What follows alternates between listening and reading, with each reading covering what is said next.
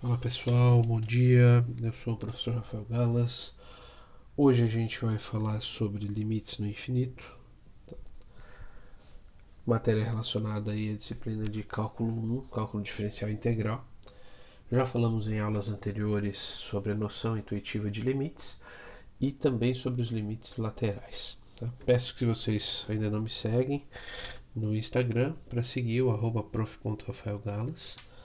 Se não se inscreveram no canal e gostar, se inscrevam.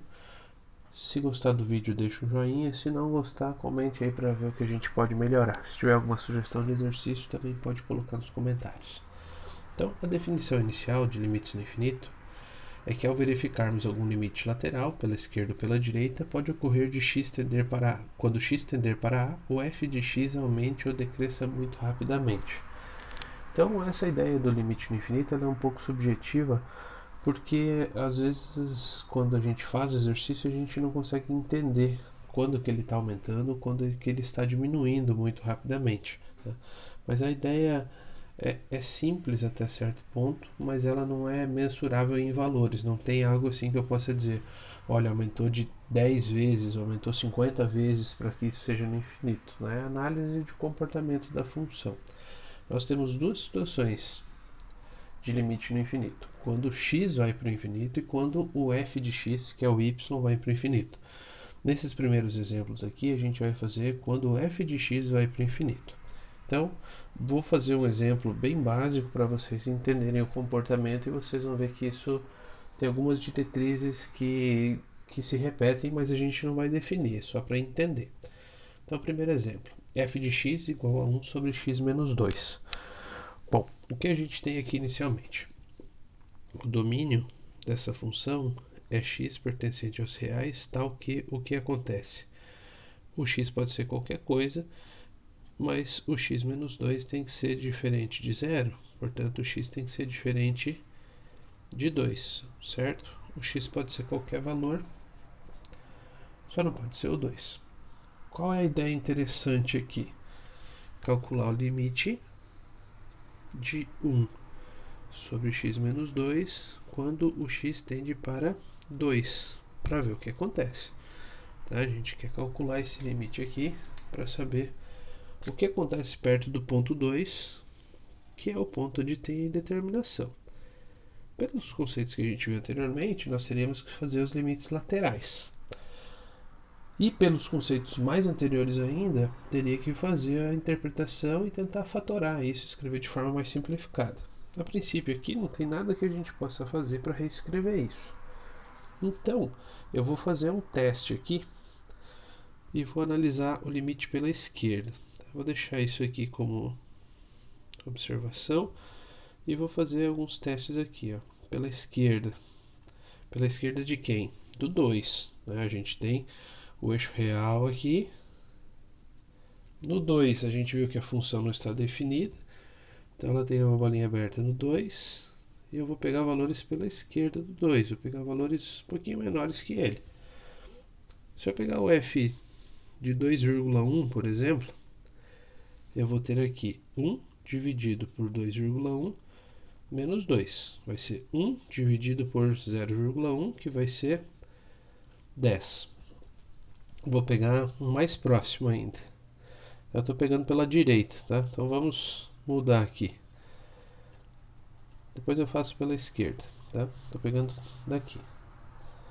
Então, o f de 2,01 vai ser 1 dividido por 2,01 menos 2, que vai ser 1 dividido por 0,01, que é 100. Acho que já deu para entender o comportamento da função, né? A gente variou de 2,1 para 2,01, ou variação de 0,01 no x, teve uma variação de 10 unidades, né? Multiplicação por 10 de 90 unidades em y. O que vai acontecer se eu pegar o 2,001? O resultado vai ser 1000. 2,0001 vai ser 10.000 e assim por diante. Esse é um caso claro onde o x varia bem pouco e o y varia bastante. O que a gente consegue concluir aqui que esse limite lateral pela direita, ele vai tender para o infinito. Então aqui, ó, limite de 1 sobre x menos 2, quando x tende a 2 pela direita, que são os maiores que 2, isso vai para o infinito, tá? Por conta desse aumento rápido aqui. Se a gente pegasse os outros valores, por exemplo, 1,9, 1,99, né? Se aproximando do 2 aqui pela esquerda, aconteceria a mesma coisa, só que o sinal aqui seria invertido, tá? Vou fazer um deles aqui, só para a gente entender. A ideia é que a gente não precise fazer isso, tá? O f de 1,9 é 1 dividido por 1,9 menos 1. Vai ser 1 dividido por menos 0,1. O f de 1,9 é 1 dividido por menos 0,1, que vai dar menos 10. Que é o mesmo padrão da direita na esquerda. 10, depois 100, aqui é menos 10, depois vai ser menos 100, e assim vai se repetindo o processo, tá? Então, tanto pela esquerda quanto pela direita, a gente tem os valores aumentando bastante rápido. Então, o nosso limite com o x tendendo a 2 pela direita foi infinito. Pela esquerda vai ser menos infinito, certo? Aqui a gente ainda pode usar a definição, né, dos limites laterais para fazer a conclusão de que esse limite aqui não existe. Não existe por quê? Porque pela direita foi infinito, pela esquerda foi menos infinito, e os laterais são diferentes. E a gente viu lá pelo teorema dos limites laterais que o limite no ponto só existe se os laterais forem iguais. Então, graficamente, vocês vão perceber que uma variação bem pequena em x gera uma variação bem grande em y. E aqui, se a gente continuasse, também ia perceber isso, certo? O que a gente vai entender depois é que quando a gente tiver uma constante no numerador e um valor variável no denominador, e esse valor se aproximar muito do limite que a gente precisa, esse valor aqui embaixo vai ficar muito pequeno. E, além disso, uma constante dividido por um valor pequeno cada vez menor vai tender para o infinito. O que vai faltar a gente interpretar quando bater o olho no exercício desse é saber se os laterais são iguais ou diferentes. Nesse caso aqui, os laterais são diferentes porque a sentença do denominador está elevada a um expoente ímpar. Se acontecer algo diferente, como aqui, nesse próximo, e o expoente for par na sentença do denominador, os laterais vão ser iguais, tá? Vou fazer esse aqui, ó. É o mesmo domínio, o x pertencente aos reais, então que o x tem que ser diferente de 2, porque se for 2, dá 2 menos 0.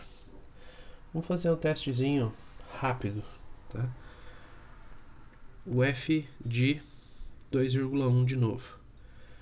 1 dividido por 2,1 menos 2 ao quadrado, certo?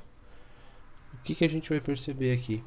Que isso aqui vai ser 1 dividido por 2,1 menos 2 é 0,1, que ao quadrado vai ser 0,01.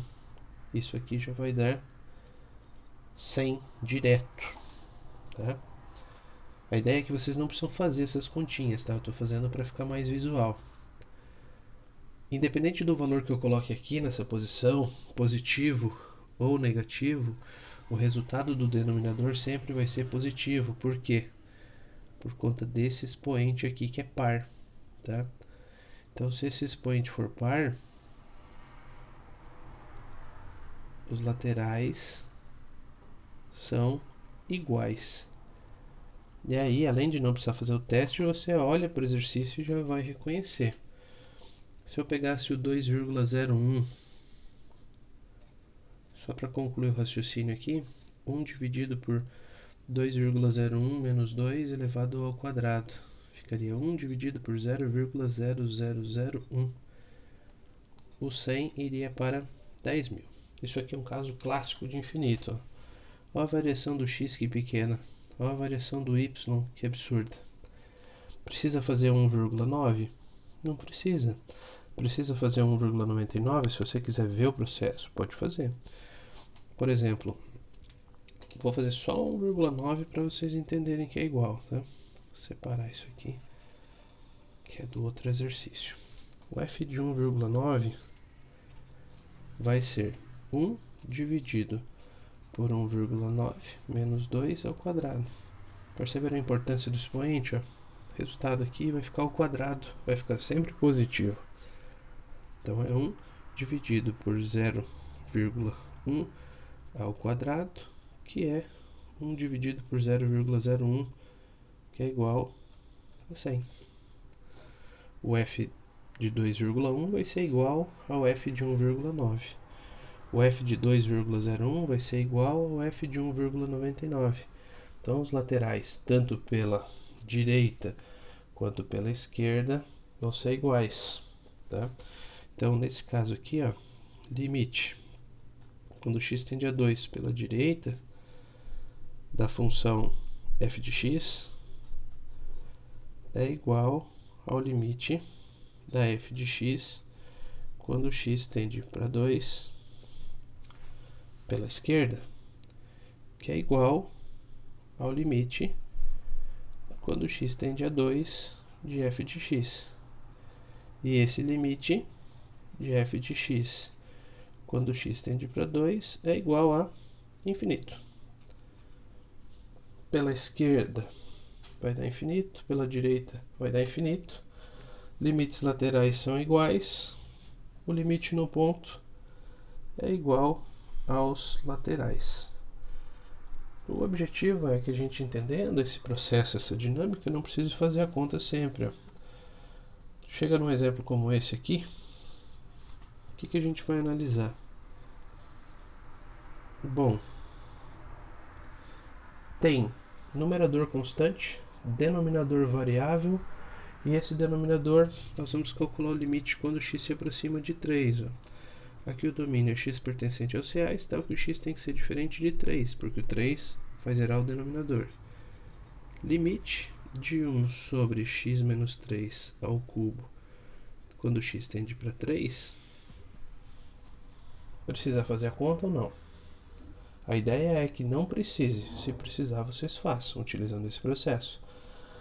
Se enxergar, o que está acontecendo? Quando eu pegar o x bem pertinho do 3, vai ficar bem pequeno esse valor aqui embaixo. Que elevado ao cubo vai ficar muito menor. Então, é uma divisão de 1 por um número muito pequeno. O que a gente vai analisar? Né? A análise. Não é uma definição, mas é uma análise. Numerador